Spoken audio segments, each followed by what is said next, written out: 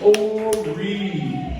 We would like to bring to your forefront this morning our illustrious chair of the Horry County Democratic Party, Mrs. Alester Linton-Pryor. Let's give her a hand as she comes.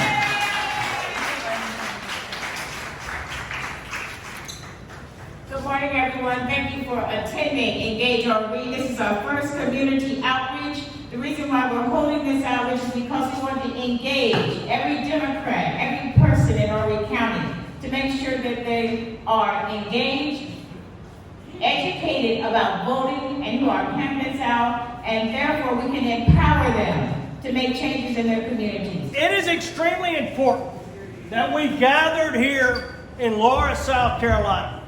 And I can tell you this right now, in my 28 years, I don't ever recall having two candidates for governor at the same time for the Democratic Party in Laura, South Carolina. And so we thank both of them for being here as well. But this represents the beginning of taking back every single nook and cranny of Horry County. And most importantly, Madam Chair, it represents us taking the fight to the Republicans. One of the 2022 gubernatorial candidates, the first African-American woman to run for governor of South Carolina, Senator Mia McLeod. I am Senator Mia McLeod. I was born and raised in Bennettsville, South Carolina, not far from here, in Marlborough County.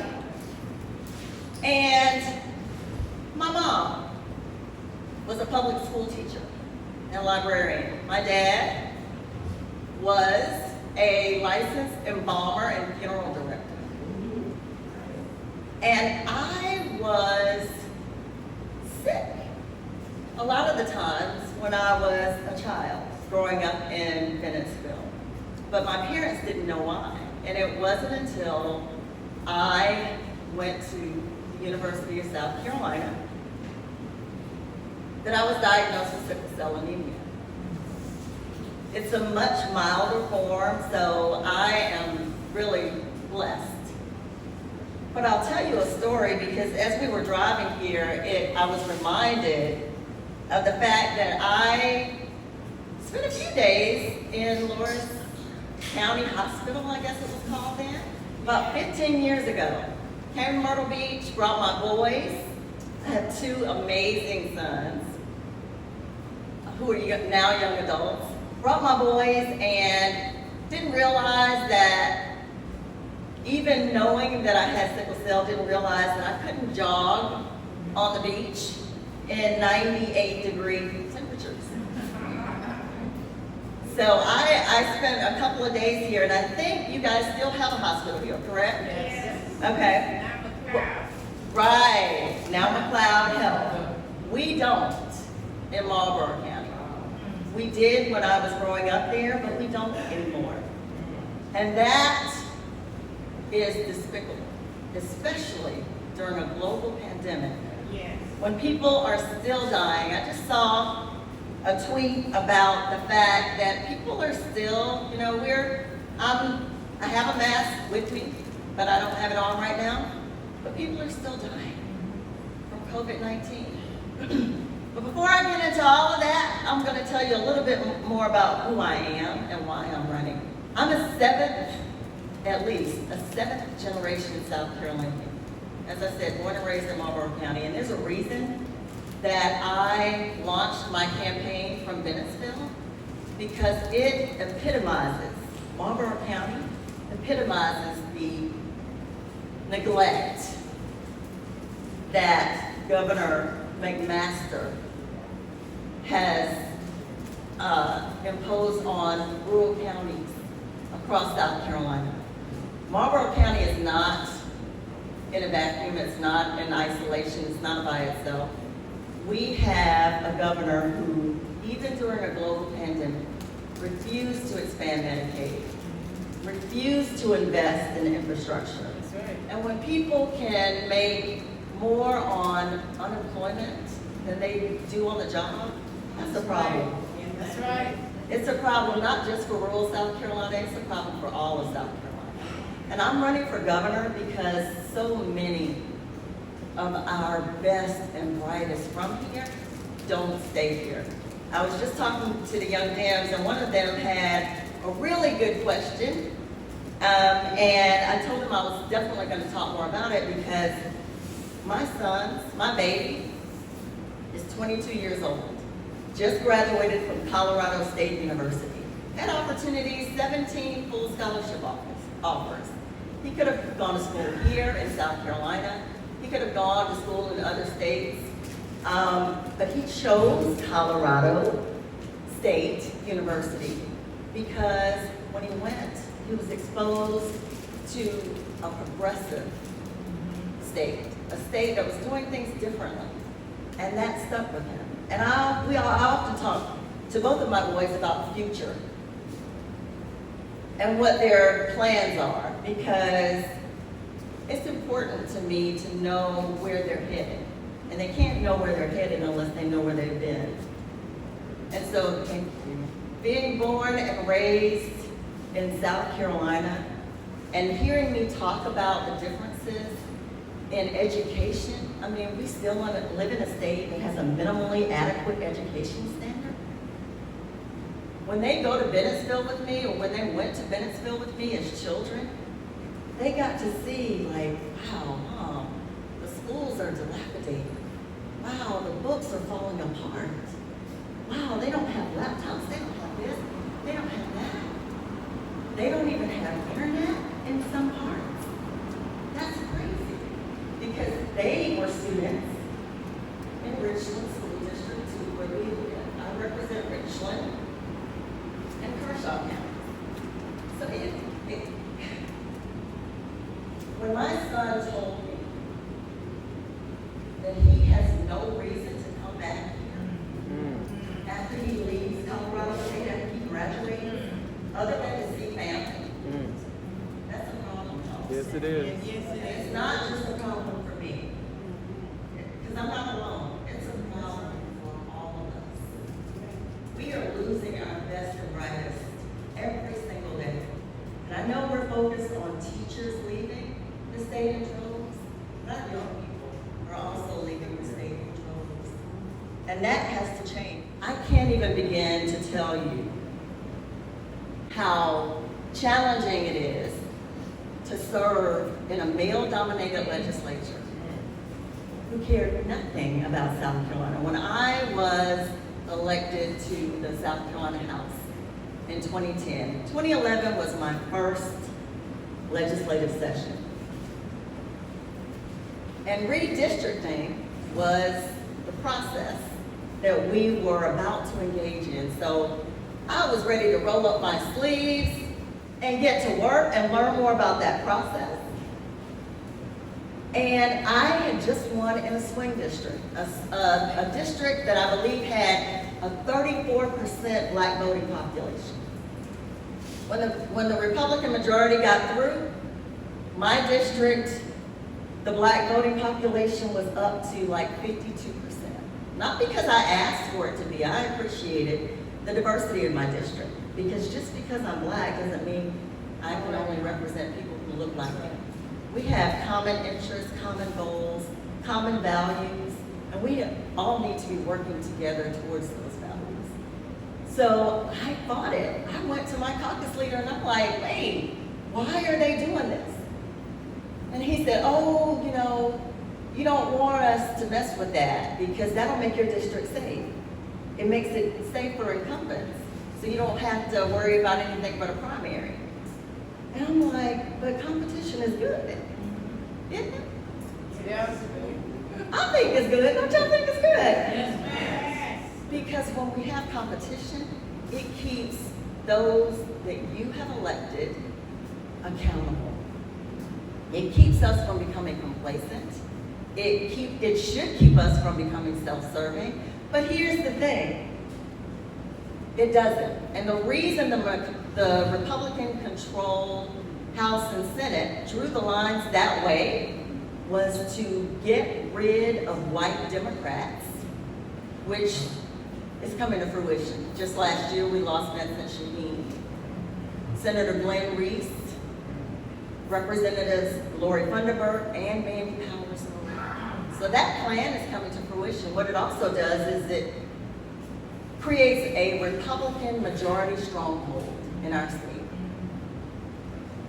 If we don't change that, and we're about to redraw those lines again, if we don't change that, this state will be forever changed.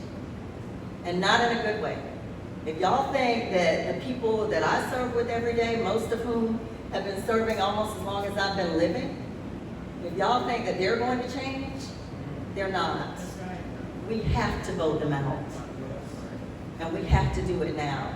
So we're going to focus on not just the obvious issues like equity in education, so that your education is not defined, the quality of your education is not defined by your zip code. We're going to focus on health care because I want the people in my hometown community to have a hospital right there in their communities. If I didn't, growing up, I might not be here. And that is the sad truth. And one of the things that the governor can do is expand Medicaid to make that a reality, like so many other Republican governors have done and should have done. This isn't rocket science. We're talking education, we're talking healthcare, we're talking infrastructure. We've been talking about I-73 and broadband and all that for years. And we've got a governor who's willing to give back infrastructure money, who's willing to send $32 million to private schools. Come on, y'all. We gotta wake up. It's now. The time is now. I can't even begin to tell you that when we move away from some of the policy issues like I just described, and to add to that, there's a laundry list, there's a litany of policy issues, and I am committed to address the systemic ills that still plague our state. Every rural community, every urban community, it doesn't matter, we are only as strong as those rural communities that we tend to neglect and overlook. So we can't expect to move forward if they don't. But here's the thing. We have a governor right now who does not have the courage to lead. So I'll tell you one thing about me. I not only have the courage to lead, I have the guts to govern. I have the faith to stand, even when I have to stand alone. And I've proven that. I am the only candidate in this race who has state government experience. I've served in the South Carolina legislature now for 10 years. And prior to that, what you may not realize is I worked for, right after law school, I worked for a Republican Attorney General, Charlie Condon. And my team and I launched the state's first Violence Against Women Act program. Now, that program, for those of you who probably already know this, that program was introduced, that law, that federal law was introduced by none other than Senator Joe Biden. So I had a chance to govern under a Republican AG who was implementing a federal law that was sponsored by a Democratic senator. That's when Republicans and Democrats could work together to move South Carolina forward at a time when our state was #1 in the nation for women who were murdered by men. I went on to work for Governor Hodges, a Democrat, and where I directed the State Office of Victim Assistance that administered the state's crime victims compensation program. At that time, it was a $16 million program. And being from Marlborough County, the first thing that I did was I made sure people who were victimized already didn't have to drive all the way to Columbia to get services. I opened 4 satellite offices in rural, underserved parts of the state. Why? Because these are the areas that matter too. And we can no longer neglect and ignore them. Just that alone, I also brought in an actuary to make sure that the funds would be there for people who needed it, when they needed it. Those two things got us national accolades from our governing board. And our program was used as a model for all of the states across the country to highlight fiscal responsibility and ease of access for users. So just to give you a little bit about some of the experience that I have in terms of governing and working with people on both sides of the aisle, because I've done both and I continue to do both. I won't get into all of the bills that I have introduced. You guys already know some of the highlights, like my Viagra bill, when I got tired of them coming after our reproductive rights and healthcare decisions. But we have to, I did that to broaden the conversation, because that too is what we have to do if we want to move the state forward. Typically, we are drawn into discussions that have already been prepackaged, and they aren't talking to us. They aren't speaking for or to us. And when I'm governor, that will change. And I'll leave you with a quote, because it's one of my favorites. Angela Davis said, "I can no longer accept the things that I cannot change. I'm changing the things that I cannot accept." And that, in a nutshell, is why I'm running, so that our best and brightest from here stay here. They are proud to have a state that they can call home. That's what I want for my children. A state that they can be part of, a state that they can be proud of. That's what I want for your children and your grandchildren, because that is our legacy. Not just as individuals, but as leaders. And until we commit ourselves to changing the leadership in this state, we will never change South Carolina. So I hope you will join me on this journey, because we are moving forward full speed ahead, and I'm grateful for it. I see a rainbow at the end of this tunnel. And this is what it's all about, y'all. We have to move South Carolina forward. Together. Together. Together. Thank you. I want to start off by telling you why I'm here and why I decided to run for governor. The short answer is, you go where the need is. You go where the need is. And I remember back in 2016, after President Trump won the election, and I remember driving home and digesting those results. And I remember thinking about all the things that have been ratified through his election.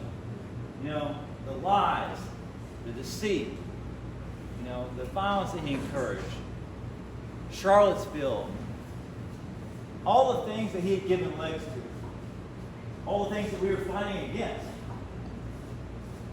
And I remember thinking to myself that President Trump in the White House, with Republicans controlling the House, Republicans controlling the Senate, there are no checks and balances. And I wanted to get off the sideline. I wanted to do something because I was concerned for our future. I was concerned for my 3-year-old son, Boone, his generation, the generations that come after him.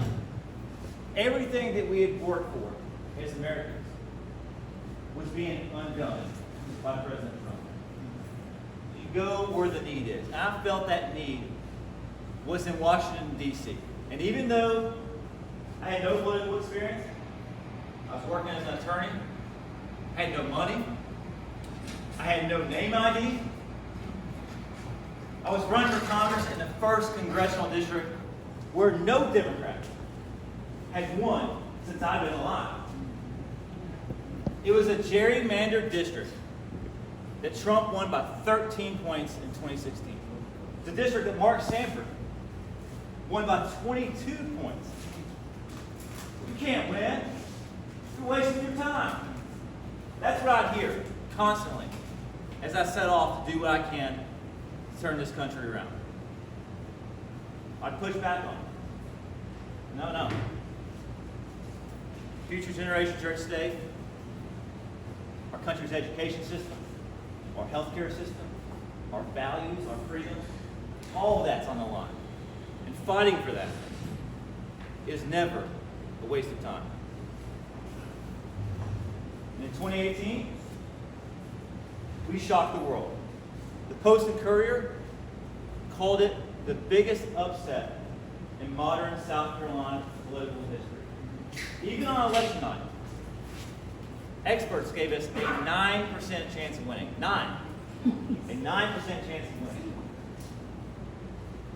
But we ran a campaign like no one had ever seen in the 1st Congressional District. We energized the base. We turned out people. We won independents 4-1. We went where the people were, and we talked to them directly. You go where the need is. And you know, in 2020, even though Joe Biden lost the district by 5 points, we barely lost in 2020. We still ran ahead of the top of the ticket by 5 points, by turning out people, by talking to people where they were. And you know, after that election, I gotta be honest, I was thinking about running for the seat again. I lost my seat, but I enjoyed the work, enjoyed the service. I began thinking, you go where the need is. I ran in 2018 because President Trump was in the White House and Republicans controlled the House and the Senate. In 2020, even though I lost my seat, we had President Joe Biden. Democrats had control of the House. Democrats had control of the Senate. And while I was thinking about running for that seat, I could not ignore the chaos that was coming out of Columbia. You know, first it was Henry McMaster and South Carolina's Attorney General signing on to a lawsuit to overturn the election, the big lie. Then during the middle of a pandemic, he was focused on signing the most restrictive abortion ban bill in the entire country. Then let's bring back the firing squad. Open carry bill. Even a bill to allow Donald Trump to be buried on the State House grounds. I kid you not. So yeah, the need was right here. Henry McMaster has been in public office longer than I've been alive. He embodies the past, this guy. You know, he wants to overturn Roe v. Wade. His vision of South Carolina is like the Wild Wild West. Every person has a gun on their hip, without any training, they can walk anywhere and make our communities less safe. That's Henry McMaster's South Carolina. That's present-day South Carolina because of his leadership. Think about it. Our state is last in education. We're last in roads. We're last in vaccine distribution. This is a state where white supremacists walked into a church and murdered 9 parishioners while their heads were down in prison.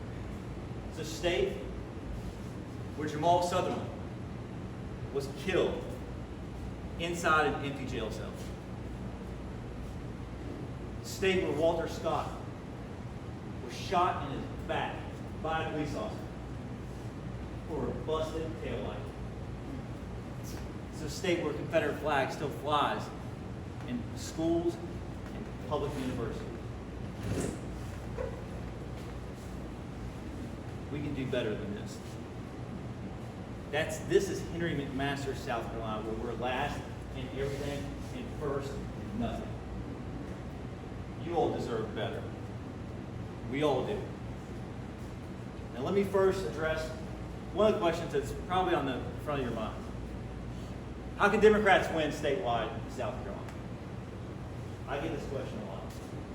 And I want to take a minute and explain to you 3 reasons why we can win in South Carolina. First of all, we've won tough races before. In 2018, flipping a gerrymandered district into Democratic hands and control. And doing that successfully is how you win tough races. You know, it shocked the entire country. One of the biggest upsets in modern history. But we did that by talking to people, energizing the base, encouraging bipartisanship, and encouraging results. Second reason is midterms are just fundamentally better for Democrats in red states. We cannot make the mistake of comparing 2020 to 2022. It's apples and oranges. Back in 2018, when James Smith ran for governor, he got 46% of the vote statewide. Follow me here. In our district, we outperformed James Smith by 3.5 points. If you take that math statewide, we're at 49.5%. It's a dead heat.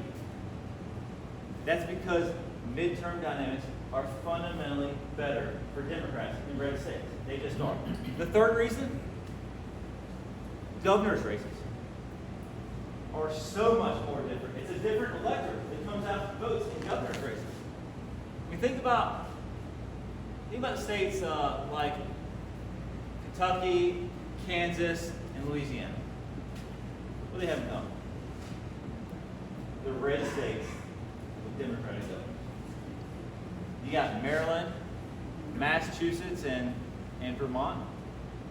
What are those? They're blue states with red governors.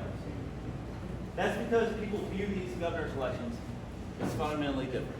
More local, less partisan. It's done across the entire country, and we can do it right here in South Carolina. Because we all deserve so much better. Y'all deserve a governor who's going to be honest with you about the challenges that we face, and then have the backbone to actually address them. So let me take a minute and give you all some of that honesty here this afternoon. First of all, our teachers need a raise here in South Carolina. Not just any raise, a significant raise. $1,000 range cut. My oldest brother teaches in public school, teaches special ed. And he leaves his job, leaves the classroom, he goes and works in a grocery store afterward. And on the weekends, he's bartending. And unfortunately, his story ain't uncommon. You know, our teachers across South Carolina, they tutor, they drive buses, they coach, they love and they care for our kids. They work second and third jobs just to make ends meet, and then after all that, they still come out of pocket to pay for school supplies. So I'm going to say that one more time. It's time in South Carolina to give our teachers a raise, and not just any raise, a significant raise. It's also time that we make good on a promise that was made to all of us a long, long time ago, which is if you put in the work and you maintain a B average or better, you can go to college for free here in South Carolina.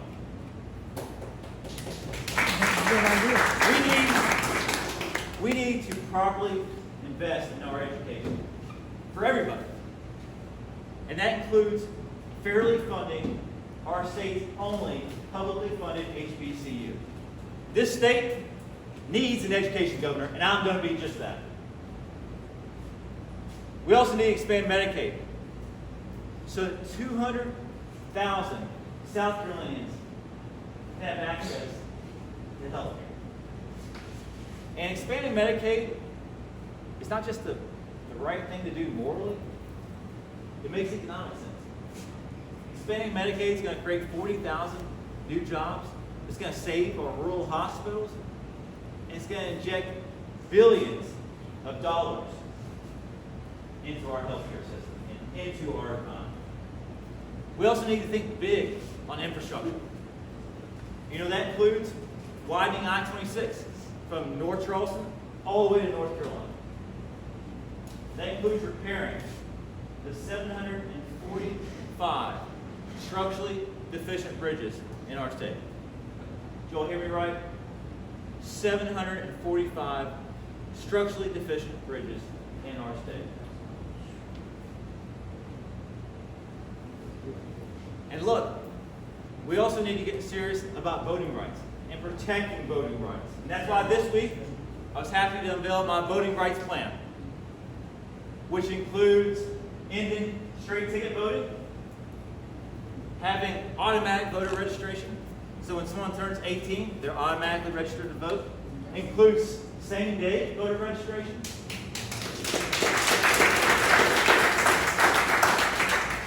30-day early voting, no excuse. And probably most importantly, to end gerrymandering once and for all.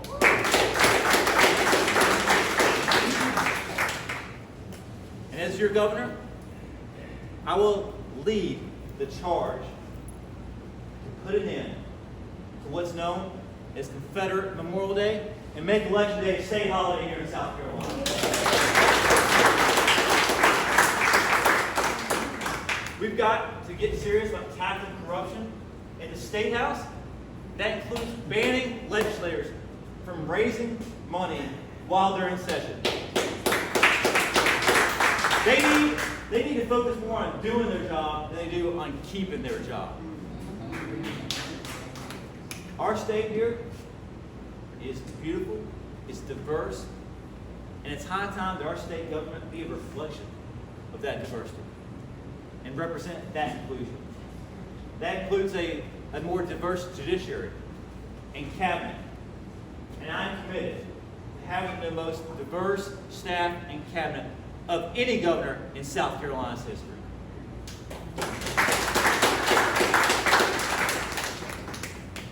We also need to pass common sense policing reform, just like I did in Congress, so black men and women feel safe on the streets of their own community. And at a time when South Carolina's murder rate is at an all-time high, we have to pass common sense gun reform.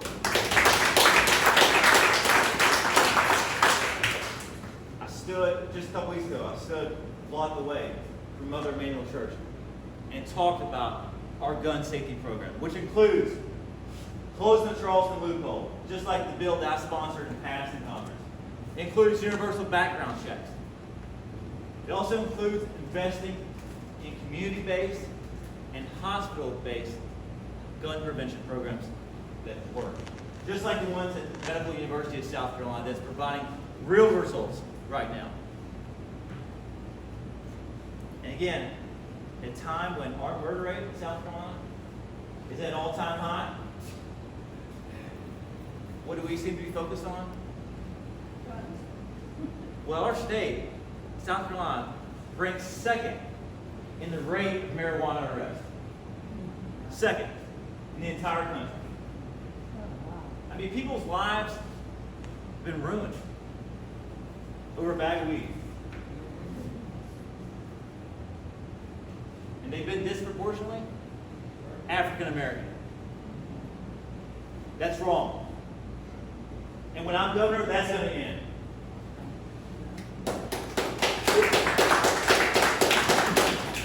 But look, this is just a fraction of the work ahead. This is my vision for South Carolina. A better state, a better community. But we can't just wait for it to happen.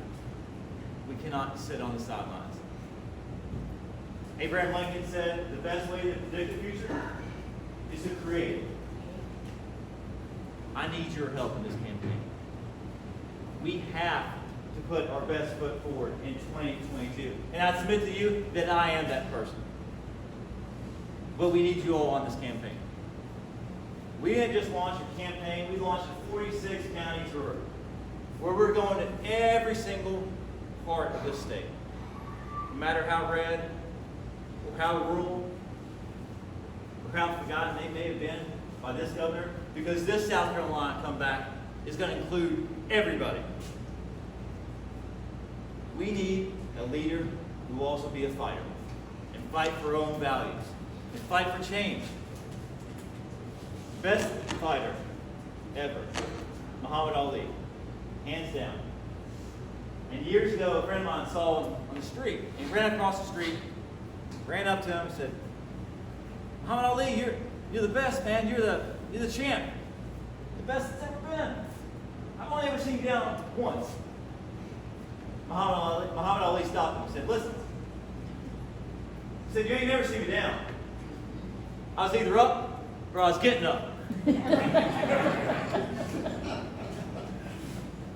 That's the attitude. That's the attitude. Because look, I know this last year has been really tough. I know it has. I know that the last few elections as Democrats have been tough too. But we are not down. We're just getting up. Y'all ready, gentlemen? Y'all ready to take out the January 2022? I'm Joe Cunningham, and our comeback begins here today. Thank you all so much for having us.